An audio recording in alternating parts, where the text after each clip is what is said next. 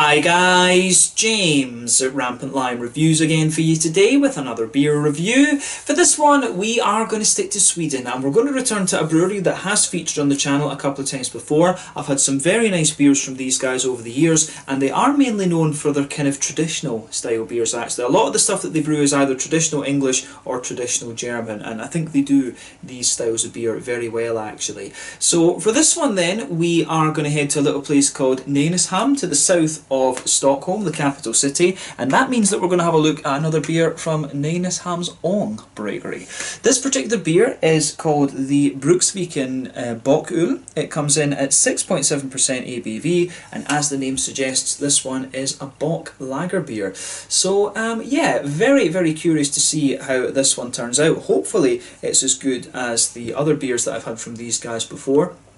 And yeah, you don't come across too many kind of single bock beers actually, particularly in Sweden, come to think of it. But Nynäshamns Ångbryggeri, these guys are a very well established brewery, actually probably the first craft brewery to be formed in Sweden, which is pretty cool. But like I say, they focus on kind of traditional English and traditional German styles. Over the years I've had porters, I think I had a double IPA from them, the ESB, the bitter, and a Schwarzbier, and also what was it, a mild, an English mild actually was the last beer that I reviewed from these guys. So yeah, all of those have turned out to be really nice, so I have to say I'm very curious to try another example of German beer from them. In the near future I would like to review the Pikla Pils and also the Landsort Lager, so those are probably the next beers that you're likely to see on the channel from these guys. I might see about ordering bottles of those with my March local Smoska League order actually. But yeah, like I say, 6.7% German style Bock beer, this one. We'll talk a little bit about the Bock style later on in the video and what the name of this beer actually means. But yeah, definitely nice to return to these guys. This is my 6th review that I'm doing from them, and hopefully it turns out to be as good as the other beers that I've had from them before. Incidentally, this beer was released on the 2nd of February 2021 as part of the Tillfälligt Sortiment through Systembolaget. So yeah, fingers crossed this is a good beer, and I hope that you guys enjoy my take on it as well. So as always with my reviews then, I'll tell you a little bit about the brewery before we taste the beer. If you want to get straight to the tasting, just fast forward. All the usual links are in the video description below. That's the brewery website, the link to my other reviews that I've done from Nynäshamns Ångbryggeri before, and you will no doubt see more added to that list in the fairly near future. There's all the usual social media down there. If you want to see more reviews, do please consider subscribing to the channel. The whole channel of course has a geography based tagging system, so you can go into the home page and search for beer based on country, city, state, county, province, prefecture, whatever it is you happen to be interested in. Do check out the playlists of beers from different countries. There is one there for all the Swedish beers that I've reviewed for you. That's constantly being added to because I have great access to Swedish beers of course. And as always, please do get in touch and let me know some of the other beers and breweries that you guys would like to see me review. It's always great to hear from you guys that are watching the videos, and the support that you show the channel is hugely appreciated. So anyway, to tell you a little bit about Nynäshamns Ångbryggeri then, on to my brewery notes. So Nynäshamns Ångbryggeri, as I've mentioned to you already, are based in Nynäshamn to the south of Stockholm, and this company was founded back in 1997, so they're nearly 24 years old. Like I said, Sweden's first microbrewery, or Sweden's first kind of modern craft brewery if you like. But the brewery finds its origins in the Hagesbergsklubb, which is an organisation that was started by some friends who basically liked to go on expeditions across Europe to visit various different breweries, and the main reason for them doing this was that Sweden was very lacking in a choice of good beer for quite some time, although these days, you know, it's pretty saturated actually. There's a very impressive array of breweries in Sweden these days, somewhere in the region of about 700 breweries come to think of it, which for 10 million people is a little bit crazy. But basically back in 1993 the club decided that they needed a permanent kind of residence if you like, a permanent venue for the club, so they took an old warehouse and converted it into a pub and breakfast bar, and this proved to be very popular with the locals. But the guys also began to brew after taking a home brewing course in Stockholm back in 1994, and apparently in the early 1990s there had been a small brewery in the town that went by the name Nynäshamns Ångbryggeri, so they decided that when they started their brewing activities they were going to kind of resurrect this name and use it again, and they decided that they were also going to name all of their beers after local places on the archipelago because they wanted these beers to really represent the local area, and over the course of 24 years they've stuck with this, which I think is pretty cool. But they had a small brewery that they largely built themselves initially, and then in the spring of 1997 they launched their first and now flagship beer, the Brewery Bitter, and that was one that I reviewed maybe back in 2017, come to think of it. That was quite a wee while ago that I reviewed that beer actually, but it was launched at the Harbour Party in Nynäshamn on the same year, and a visit from Michael Jackson, also known as the Beer Hunter, in 2000 really kind of inspired the brewery, and they continued to brew despite the kind of very long hours that they were doing. And they were doing everything by hand, you know, they were putting the labels on by hand, bottling the beer by hand. It was just kind of crazy. But in 2002 they were rewarded with medals at the Stockholm Beer Festival, and they also got themselves a permanent spot on the Systembolaget range, and this allowed them to you know, they basically had a constant revenue stream, and this allowed them to actually invest properly in the brewery, from what I understand. But a little bit later, in 2006, they moved into their current premises, and they put a lot into renovating this you know, this place, and they're still there today from what I understand. But they finally managed to secure an automated bottling machine in 2009, and this meant that the very long hours that they were doing could actually stop. And yeah, as I say, they've kind of done very well since then. They've continued to expand the brewery's capacity over the years with new fermentation tanks and things like this, and they do seem to have a fairly modern operation these days. But in 2019 they brewed around 900,000 litres of beer during the year, and as of February, I keep saying that in the videos, as of February 2021, these guys have produced around 120 different kinds of beer, from what I've been told.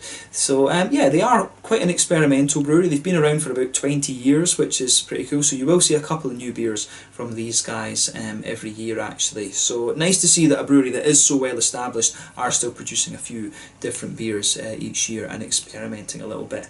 But yeah, that's all I can really tell you about Nynäshamns Ångbryggeri for the moment. If you want to learn more about these guys, you can of course check out the brewery website. You can follow them on Facebook and Instagram to keep up to date with all the latest goings on, and you can check out the Rate Beer, Untappd and Beer Advocate pages to learn more about all of those different beers that they've done.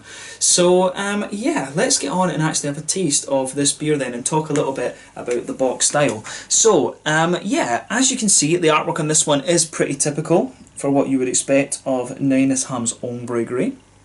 All of their beers are like this, with just a pretty much, you know, a different kind of coloured label. You can see they've always got this bottle cap as well. They're a little bit unusual in the sense that they sell their beers in half litres. Most breweries in Sweden these days are selling their beers in the 440ml cans, or the 330ml bottles or cans at the same time. But yeah, I think this is what they've always done, and I'm sure, you know, considering it's traditional beers that they tend to brew, traditional English and German ones, they probably will stick to that. But yeah, the story of the Bocköl, the bock beer if you like, it's quite an interesting one with German beer. So the bock style of beer originates from a little town called Einbeck. And basically what happened is, the reason the beers from Einbeck became known as bock beers was because they took them to Munich, and then the Munich city people made fun of their accent and started calling them bock, because the way to the Munich people it sounded like these people from Einbeck, they were saying, oh, it's bock beer, Beck beer. So there is, you know, in German there's a lot of different kind of regional accents and dialects and things like that. So to the Munich people it sounded like these Einbeck beers, they were Einbock beers. So that's kind of what they went with. So yeah, basically this is it's a malty kind of lager style beer. It's a more sort of biscuity, kind of caramelly orientated lager beer, sort of an amber lager if you like. The Czech equivalent would be the Letsak beer, probably the more amber type lager. But yeah, basically when it comes to a lager beer, the definition of a lager is a cold fermenting beer. Usually the fermentation takes place between 10 and sort of 12 degrees, whereas an ale ferments between sort of, you know, 15 to 18 degrees normally. So, you know, that's your basic definition of a lager beer. In Germany, of course, they used to dig these kind of cellars under the hills to keep the beer cool, so that it could ferment at the right temperatures. And that, as I say, is your definition of a lager beer. So yeah, this is basically a bock lager beer, an amber lager, essentially, if you want to translate it all the way into English. But yeah, this one, as I say, is called the Bruksviken Bocköl. That's named after a local nature reserve. It says on the side here, the Bruksviken nature reserve near the Scheringbode in West Nynäshamn has a very old heritage from in the years 1730 to 1800. They had a Tegelbruch, I'm not sure exactly what that is, in the reserve's northern part. but of this, apparently, only the name is left. So yeah, it seems to be, you know, a kind of historic name. This beer is named after a sort of historic part, if you like, of this nature reserve. But like as I say, they name all their beers after kind of local landmarks and things. But it says here the beer style bock is. It says here that basically we do a double decoction mash for this one to give a very strong, to give a big malty body. We use stylistically typical Munich malt and yeast for the body, and to give some, and we use noble hops as well from the Hallertau region to give a sort of slightly a nice but weak bitterness. All of this beer gives perfect satisfaction during the dark months of the year, basically. It's a bit weird to kind of translate this into real time as I'm going along, but my Swedish is getting better and better, obviously. But as all of our beer is, this one is unpasteurised and brewed without regret and love, or brewed without regrets and with love, basically, is what they're saying with this one. But yeah, as I say, 6.7% Bock lager beer, this one, basically an amber lager, half-litre bottle. I think I paid like 30 Swedish kroners for this. So, you know, as I say, Systembolaget, you get some very good value beers, and I like trying these kind of traditional ones from the likes of Nynäshamns Ångbryggeri. And another brewery to check out if you like these sort of things in Sweden would be Närke Kulturbryggeri, actually. Örebro Brewhus. They are more a kind of traditional craft beer, if you like, brewery. Oh, not traditional craft beer, more of an American style craft brewery beer. Oh, now this actually looks a little bit more like a Doppelbock, to be honest with you. I thought it was listed as a single bock on Untappd when I checked it out earlier, but this actually looks more like a Doppelbock, so I have to say, this is a bit of a nice surprise. Doppelbocks are probably my favourite German beer style, along with Dunkels. Although in fairness, I do love a Munich Helles. So let's just say, if this was a single bock or a Maibock, it would be a lot more kind of amber in colour, if you like. So this one, obviously, now that we've poured it, it didn't look that dark in the bottle, I have to say. When you shone the light through it, it did look as if it was a little bit more kind of ambery, to be honest with you. So this is a real surprise. So yeah, I think I'll have to retract my statements of earlier and say that this one, just going from the colour, is going to be a Doppelbock. There's no way that a single bock, a single bock beer would be this colour.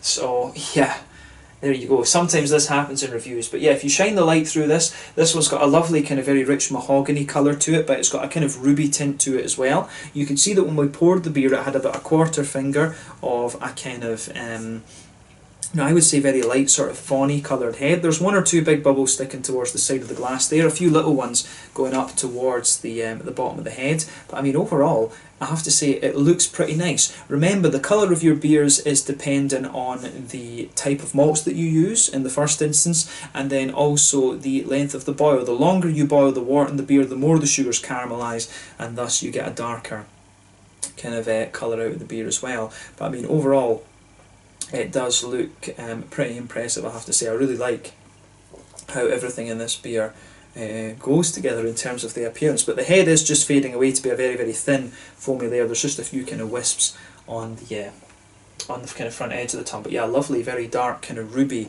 chestnutty kind of colour from what appears to be a Doppelbock. It's 6.7%.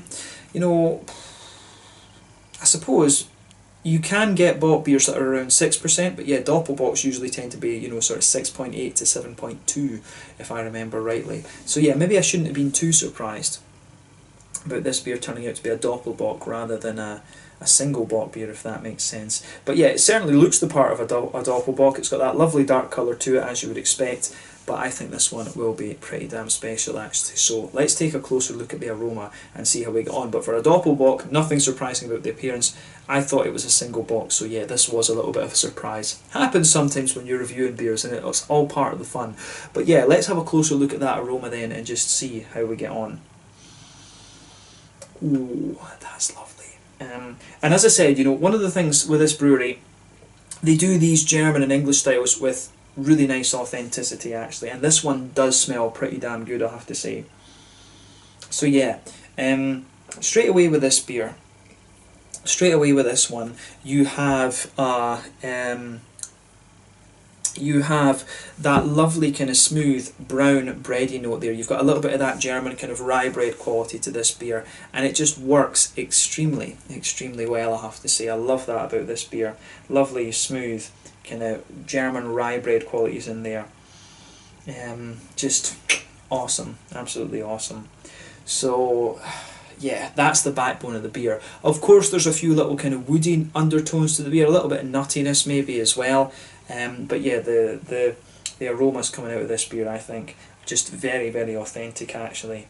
So yeah, brown bready base forming the backbone of the beer, a little bit of kind of woody, nutty kind of quality coming out of it, and then, you know, you've got a few other things going in there. There's quite a bit of brown sugar in this one. Remember, when it comes to the colour of these beers, you know, it is, as I say, to do with the caramelisation of sugars during the wort boil, and obviously if you've got a beer that's this dark, then it's going to have a good little bit of a slightly longer boil, to be honest with you, along with some other kind of darker malts and things. But yeah, you can smell that nice kind of treacly molasses sort of aroma coming out of this one. There is a bit of a sweeter caramel in there. You do get a little bit of that kind of McVitie's digestive biscuity sort of thing out of it. But yeah, it's a very kind of oily brown sugary beer, this one, with a lot just dripping a little bit. It's got a lot of kind of, you know, just, it's got a lot of a bready, it's got a lovely kind of bready and woody backbone to it. Then you've got these nice kind of brown sugary notes just sitting on top there with a bit of biscuity kind of graininess to it. So very authentic smelling Doppelbock, I have to say.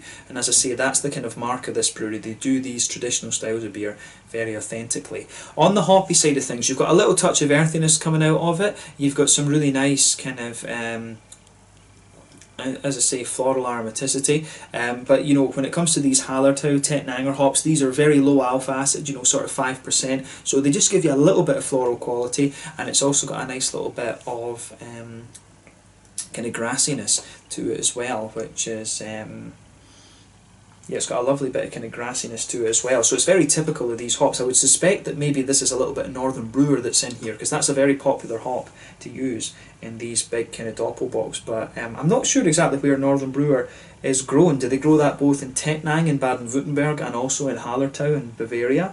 I'm not 100% sure about that. But yeah, it's got all the kind of green components. It's got that lovely smooth green component that you would expect of a German Doppelbock. So yeah, that's a very kind of positive thing to say about this beer as well. Again, it's all about the authenticity. For me, when I try these German styles of beers from non-German breweries, if you like, it's the authenticity that I'm looking for, and this one has that in abundance. So yeah, on the fruity side of things, this beer actually comes across as very slightly phenolic, and this is one of the things that you find with non-German Doppelbocks. Actually, quite a lot of them have this kind of chocolatey phenolic kind of thing to it. You get a little bit out of that with this one, but knowing this brewery, I think that might just be a property of the aroma. You know, that kind of phenolic note, it comes from the yeast and the interaction of the yeast both with the malts and the fruits. But yeah, we'll see how that comes across in the flavour. But on the fruity side of things, you do get a little touch of a kind of like chocolate cakey, like Christmas puddingy note to this one. There is a wee bit of that Christmas puddingy note, a little bit of raisiny sharpness, some juicy plums, and a little bit of a black curranty, blackberry sort of note coming out of the beer as well. So it has kind of everything you would expect of a German style Doppelbock, and so I have high hopes for this one. I have to say, I do have high hopes for this particular beer. So yeah, take a little bit of time and enjoy the aroma. This one, as I say, with these Nynäshamns Ångbryggeri beers, you are in for very nice examples of, you know, traditional English and German beers. So yeah, looking forward to this one. So yeah, let's have a taste of this one then and see how we get on. So this one is the Bruksviken Bocköl, a 6.7%, apparently Doppelbock, not a single bock as I said earlier, beer from Nynäshamns Ångbryggeri in Nynäshamn to the south of Stockholm here in Sweden. Let's get stuck in. Slange, skål, cheers.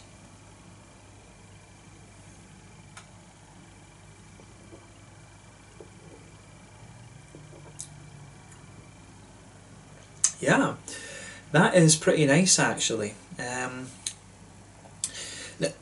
Pardon me, taking a little bit of that down the wrong way. Not a bad, you know, don't take that as a bad impression of the beer. But yeah, this beer it's interesting because it takes a slightly different approach to the Doppelbock than I was expecting. This one's actually got a wee bit of dryness and stuff to it, which is quite interesting. It's got a little bit of a kind of toasty, bread crusty sort of thing. So yeah, it's not quite as sweet and oily as some of the other German beers that I've come across.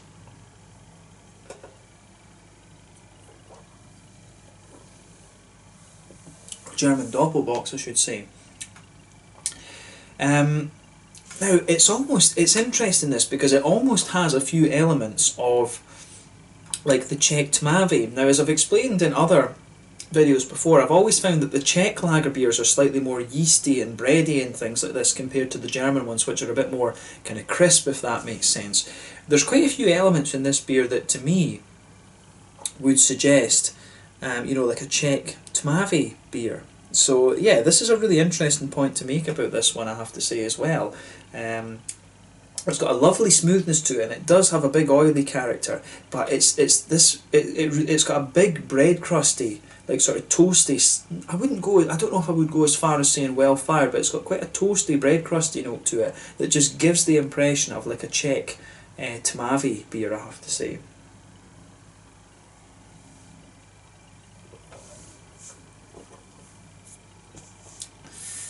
But yeah, it does get a thumbs up from me. I like this one, and I'm going to enjoy just sipping on this for the rest of the evening. Yeah.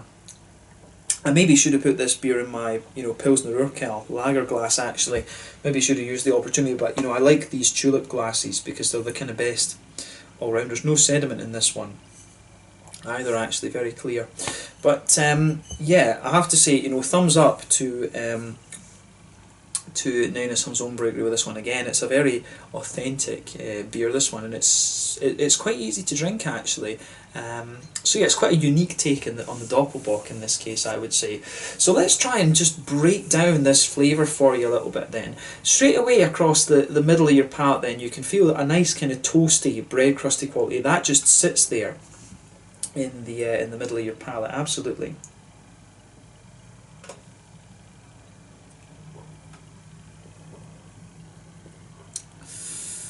So, yeah, you can feel, I wonder what malts they would have used actually, but like I say, there's a toasty, well-fired bread crusty note just blanketing the middle of your palate there. On top of that though, you start to get these smoother, kind of brown bready, German rye bready sort of vibes out of the beer. And they kind of linger there into the aftertaste, although I would say that the beer gets slightly drier the further you go into the aftertaste as well. But if you go to the front corners of your palate, then diagonally back, you will get a few little woody undertones out of the beer, and if you go to the centre of your palate and then just move forward a little bit, there's a little touch of kind of nuttiness kind of sitting in there as well, which I really like. So yeah, it's a very interesting, it's a really interesting beer, this one, in a lot of ways. It is quite different from a German Doppelbock. It's almost like it's got a few elements of a German Doppelbock, but it's almost more like a kind of very strong Czech Tmavy in quite a few ways. So just to be clear, the Czech Tmavy is basically the Czech equivalent of the German Schwarzbier, more bready, more smooth. So yeah, for me this is quite interesting. It's a very, very big and oily Doppelbock, quite, more oily than the likes of the, the Celebrator from Eyinger, which is one of the key examples of the Steyr, the Paulaner Salvator, the Weinstefaner, the name of the Weinstefaner one's gone right out of my head now. That's terrible. Yeah, I can't remember the name of the Weinstefan one, but yeah, this is a very, very big oily one. I get the impression from the flavours in this beer that it's undergone really quite a long boil.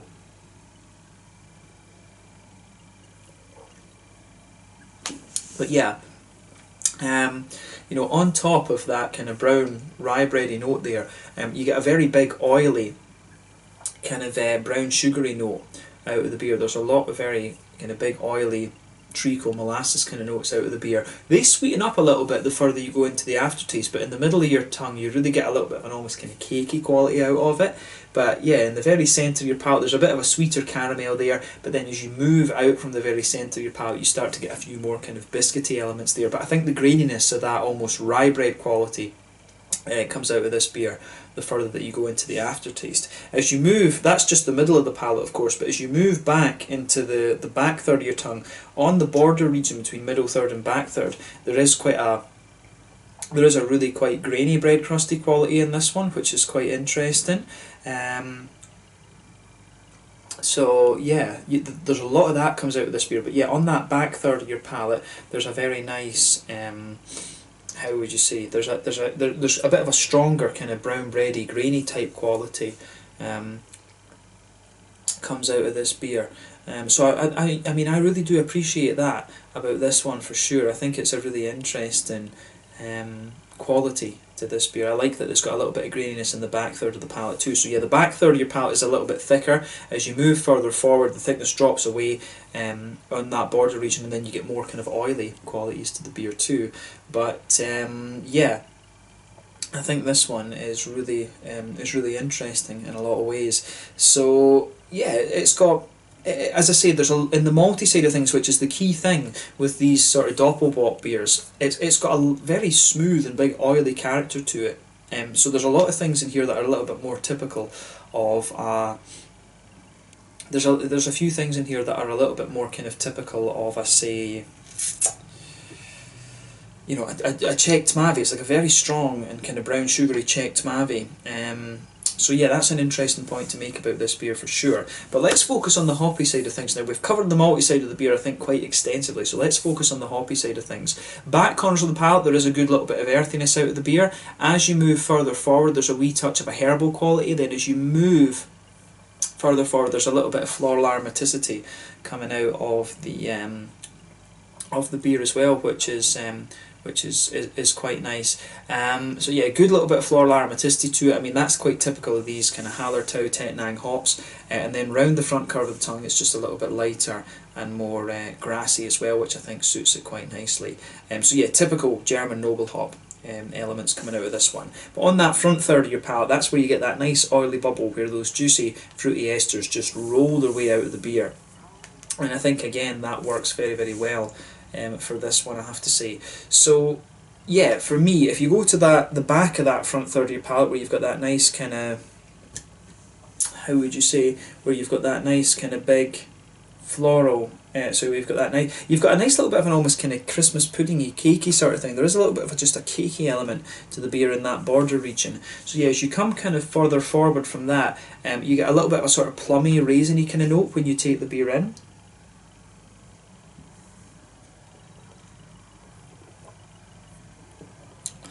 So yeah, there is a little bit of a kind of plummy, raisiny sort of thing in there. There's a few kind of phenolic elements to this beer as well, which is quite interesting, you know, that sort of cough syrupy, medicinal kind of thing. So there's a wee bit of that going on in this beer, absolutely. So yeah, there's a nice little bit of a kind of floral aroma. There's a nice little bit of a kind of phenolic kind of thing there, and I think that suits the overall vibe of this beer, to be honest with you. So a little bit of a plummy note, an oily plum, a little bit of a kind of raisiny sharpness there, and as you go kind of further forward, on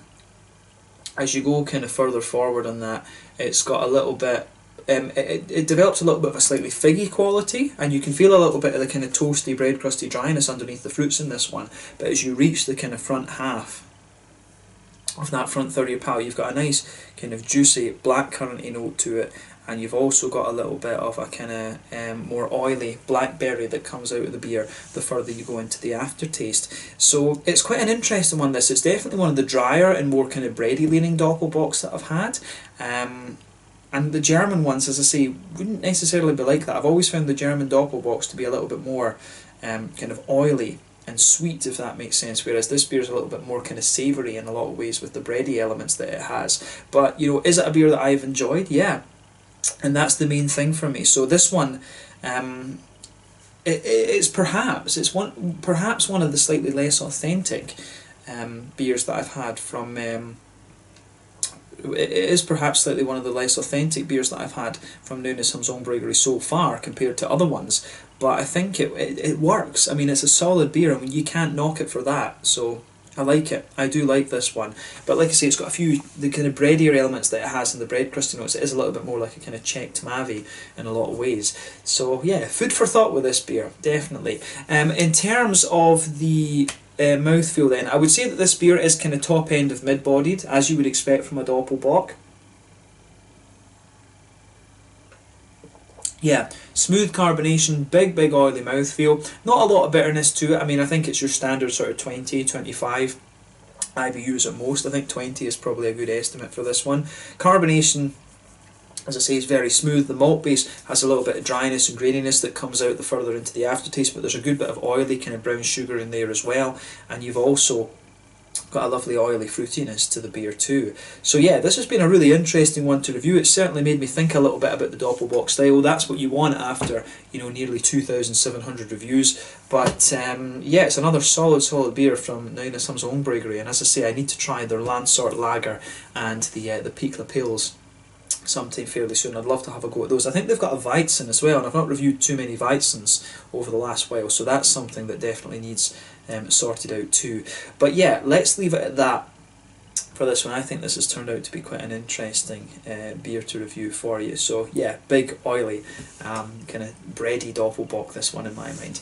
But yeah, once again, thank you for watching my beer reviews. Until the next time, please like, subscribe, share, all the usual YouTube stuff. Let me know your own thoughts on this beer in the comment section below. Let me know what your favourite beers are from Nynäshamns Ångbryggeri. This one was the Bruksviken Bocköl, coming in at 6.7% ABV. I thought it was a single bock. It turned out to be a Doppelbock. And this one comes to you from Nynäshamn, just to the south of Stockholm here in Sweden. A really interesting beer, and I look forward to trying more beers from these guys in the near future. If you're into your traditional English and German beers, then Nynäshamns Ångbryggeri is one that you definitely want to check out. Slange, skål, cheers, thanks for watching, and I'll catch you guys very soon.